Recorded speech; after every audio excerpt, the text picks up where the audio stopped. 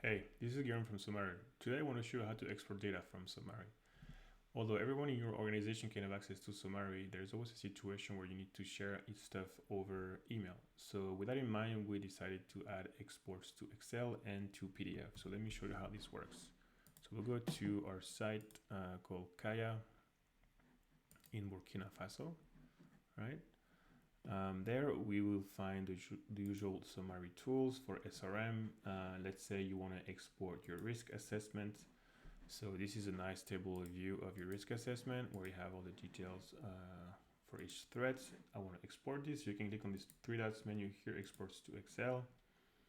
And then if we open this, we will get a nice Excel table with all the columns that we have in the usual Excel sheets for this. So if you open just the rows here, you'll see all the content for each threat, the specification, vulnerabilities, the risk, the measure, and then all the scoring you have for each of these threats. Right, so now let's take a look at another tool. Let's say you want to export your list of staff, for example. So this is the staff that works on my site. I want to export that list. I'm going to click here again, export, open that file.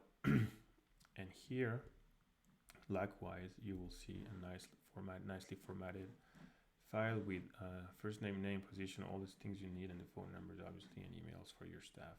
So you can take this and export it to and send it via email if needed. In other instances, you want to be able to export things to PDF. So here, for example, in the context analysis, you can export to PDF.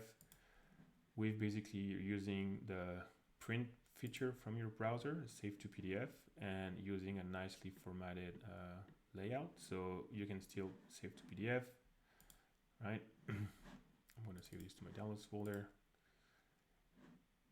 And then if you open the file, you will find, again, a nicely formatted PDF for you with all the content that you had on your page. Finally, you can also export the evacuation plan, and more specifically the routes. So here I have two routes.